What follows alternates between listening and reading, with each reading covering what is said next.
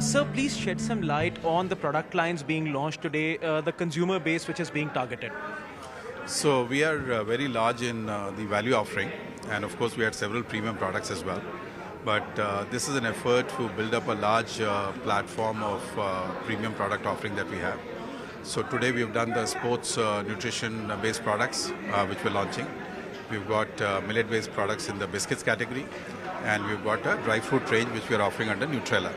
And all of them are with an idea to develop a big, strong Nutrela brand range for the company. Sir, also speaking of the palm oil plantations which were being spoken about, how is the work going on with respect to that? India is looking at reducing its import dependence and becoming not just self-sufficient but also an exporter. How is the current work slated like, and are there plans to expand them further to even fertile and arable areas? Because it was stated in the press conference that right now even non-fertile land is being deployed.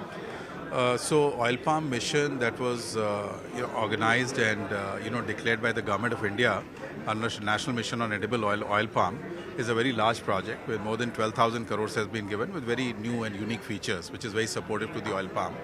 So that is under works right now. We are planning to do 500,000 hectares under that project, and we've signed agreements with 12 state governments, 5 in Northeast and 7 in the rest of India. But the big action states for us are clearly Andhra, Telangana, Assam, the other states in Northeast like Arunachal and Mizoram, Nagaland, Tripura. And I'm reasonably certain that this should certainly be able to mitigate our import dependence to a substantial extent. But entirely, I think it will take a while, and I think a lot more other oil seeds have to start producing a lot more before we can aspire to be self-sufficient in the country. Also, can you shed some light on your capex plans as well as your capacity addition plans? So right now for our traditional businesses like edible oils in the foods business, we don't require any major capacity, barring some odd improvements and maintenance expenditure, plus that we're putting certain new capacity which is not in terms of high capex. Our high capex is going to be more back-ended, which is when we have to set up the FFB processing units in oil palm, which are going to be almost nearly 1,000 crores, but in year 4 and 5. And right now, each year we are targeting about 100 crores of capex that we are going to spend on the business. What is the kind of sentiment you are sensing in your FMCG business? Are there plans to grow to a certain target? Are there any targets which you have set for yourself? So our targets are ambitious. We are growing currently. This year we did about 6,000 crores plus in FMCG portfolio. Target next year is close to 7,500 crores plus.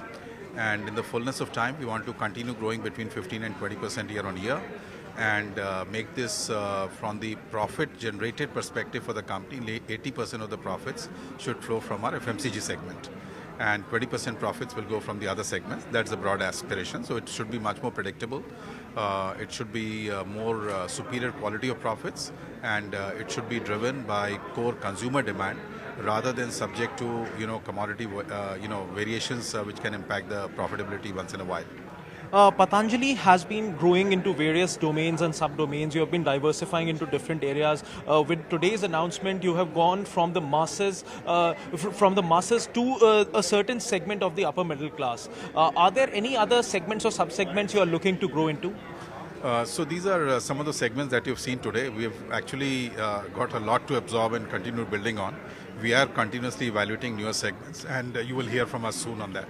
My final question to you, which has been the moot question since the last year, I had asked this to you last year too. What are your IPO plans? When can we expect some movement on that front? So I think you're referring to the OFS. So that is under the works right now.